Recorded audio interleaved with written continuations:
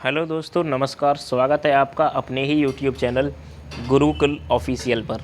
मेरा नाम है अनूप छोकर और हाजिर हूँ मैं आपके लिए NCERT कक्षा 6 से 8 के वस्तुनिष्ठ प्रश्नों की श्रृंखला लेकर, जो कि हम डिस्कस कर रहे हैं महेश वर्णवाल जी की पुस्तक से। प्रश्न एक्सप्रेस सीरीज चल रही है और स्कोर बूस्टर सीरीज़ का आज है पार्ट नंबर 22। महेश वर्णवाल जी की पुस्तक से हम इतिहास पढ़ रहे थे। इतिहास में आज हमारा चैप्टर यानी विषय अध्याय का नाम रहेगा गवर्नर जनरल और वायसराय। इनसे रिलेटेड ही हम आज प्रश्न करेंगे। तो आइए शुरू करते हैं। ये रहा आपकी स्क्रीन पर पहला प्रश्न। भारत का प्रथम भारतीय गवर्नर जनरल कौन था?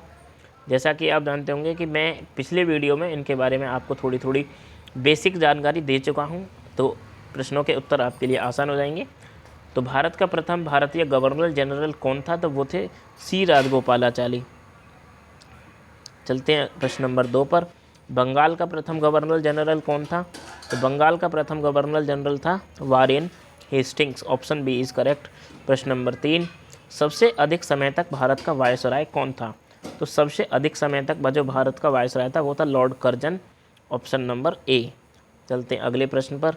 महारानी विक्टोरिया को भारत की साम्राज्ञी घोषित किया गया। महारानी विक्टोरिया को भारत की साम्राज्ञी घोषित किया गया। प्रश्न नंबर 4 का जवाब होगा आपकी स्क्रीन में, ये रहा 1858 यानी 1858 में महारानी विक्टोरिया को घोषित किया गया। आइए चलते हैं अगले प्रश्न पर। भारत का अंतिम वायसराय कौन था? तो अंतिम वायसराय था लॉर्ड माउंटबेटन, यानी option number B is the correct answer. चलते हैं अगले प्रश्न पर। 1858 में महारानी विक्टोरिया का घोषणा पत्र में 1858 घोषणा पत्र, इस जो मैंने इसमें कट गया है थोड़ा प्रश्न, मैं प्रश्न बताता हूँ आपको। 1858 में महारानी विक्टोरिया का घोषणा पत्र इलाहाबाद में किसने पढ़कर सुनाया था? तो पहला तो प्रश्न यही बन जाता है कि कहाँ? तो इलाहाबाद में। और किसने सुनाया था? ऑप्शन बी यानी लॉर्ड कैनिंग, इलाहाबाद में, जो कि अब जाना जाता है किस नाम से? प्रयागराज से, प्रयागराज। चलते हैं अगले प्रश्न पर। लॉर्ड कॉर्नवालिस की कब्र कहाँ पर स्थित है? लॉर्ड कॉर्नवालिस की कब्र तो यह है गाजीपुर में स्थित, उत्तर प्रदेश के गाजीपुर में लॉर्ड कॉर्नवालिस की कब्र स्थित है। ऑप्शन नंबर ए। चलते हैं अगले प्रश्न पर। किस कंपनी ने सर्वप्रथम भारत में रेल यात्रा प्रारंभ की? तो किस कंपनी ने की थी? तो ग्रेट इंडियन पेनिनसुला रेलवे ने, ग्रेट इंडियन पेनिनसुला रेलवे ने सर्वप्रथम प्रारंभ की थी। जब नेपोलियन की शक्ति के सामने यूरोप में साम्राज्य धराशायी हो रहे थे, तो किस गवर्नर जनरल ने भारत में ब्रिटिश पताका फहराए रखी? तो वो कौन था? वो थे Lord Wellesley. Option number C. चलते हैं अगले प्रश्न पर। किस वायसराय की हत्या अंडमान एवं निकोबार द्वीप समूह में जब वे भ्रमण पर थे एक दंडित अपराधी के द्वारा कर दी गई थी? तो वो है ऑप्शन नंबर सी यानी लॉर्ड मेयो। लॉर्ड मेयो की जो हत्या है वो अंडमान एवं निकोबार द्वीप समूह पर भ्रमण के समय कर दी गई थी। अगला प्रश्न। आंग्ल नेपाल युद्ध किसके शासनकाल में हुआ?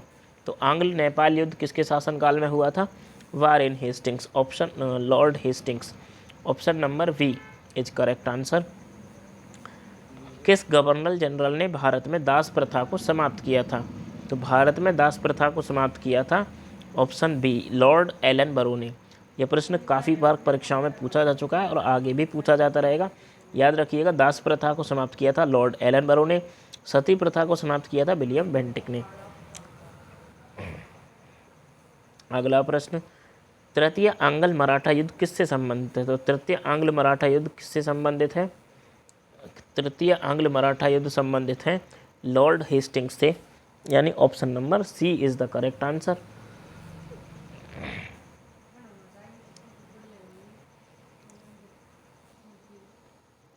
अगला प्रश्न है आपकी स्क्रीन पर।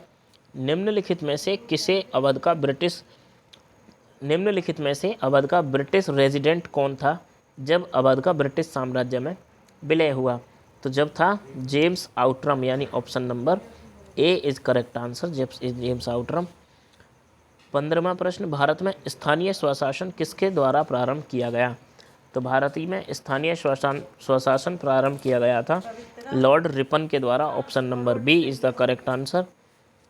सती प्रथा पर प्रतिबंध किसने लगाया? तो सती प्रथा पर प्रतिबंध लगाया था विलियम बेंटिक ने। ऑप्शन सी पहले ही बता चुका हूँ मैं। प्रश्न नंबर 17, किसने सहायक संधि स्वीकार नहीं की? तो सहायक संधि स्वीकार नहीं की थी ऑप्शन बी इंदौर के होलकर ने is the correct answer. Option B. चलते हैं अगले प्रश्न पर। ब्रिटिश भारत की राजधानी का कलकत्ता से दिल्ली स्थानांतरण किसके शासनकाल में हुआ? ब्रिटिश भारत की राजधानी का कलकत्ता से दिल्ली स्थानांतरण किसके शासनकाल में हुआ? तो वह हुआ Lord Hardinge. Option number B. चलते हैं अगले प्रश्न पर। प्राचीन स्मारक संरक्षण अधिनियम किस गवर्नर जनरल के कार्यकाल में पारित हुआ था? तो ये पारित हुआ था lord Curzon. Option C lord Curzon के शासनकाल में। चलते हैं अगले प्रश्न पर। 1802 में बसीन की संधि पर हस्ताक्षर किसके मध्य हुए थे? तो इसका जवाब होगा option number B. Option number B में है अंग्रेज़ों तथा बाजीराव द्वितीय। अंग्रेज़ों और बाजीराव द्वितीय के मध्य बसीन की संधि 1802 में हुई थी। Thanks for watching the complete video. इसमें कुछ और प्रश्न ऐड किए मैंने अभी, आइए इनको भी कर लेते हैं। इस्तेमारी बंदोबस्त किसने लागू किया था?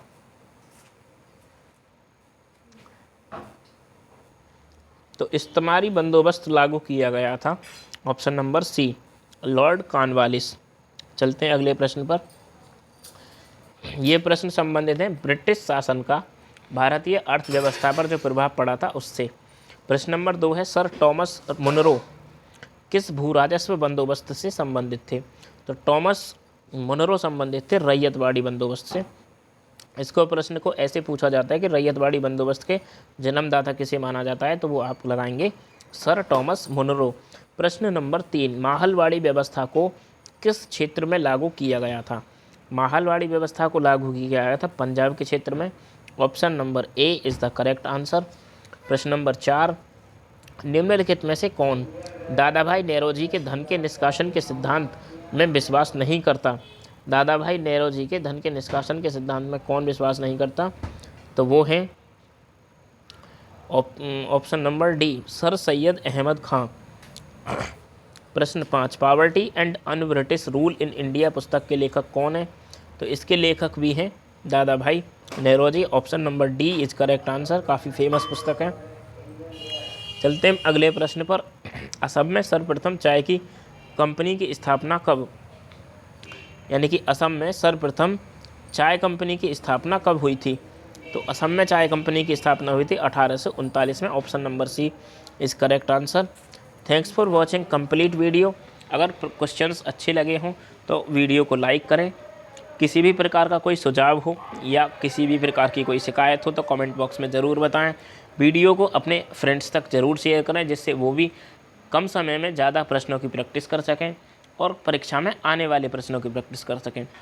ये मैं जो प्रश्न आपको करा रहा हूँ ये कभी ना कभी किसी न किसी परीक्षा में अवश्य पूछे जा चुके हैं और आगे भी इनके रिपीट होने की संभावना है। चैनल को सब्सक्राइब करें और बेल आइकन पाने के लिए नोटिफिकेशन पाने के लिए बेल आइकन ज़रूर प्रेस करें। Thank you so much for watching. मिलते हैं अपने अगले वीडियो में, तब तक के लिए बाय बाय।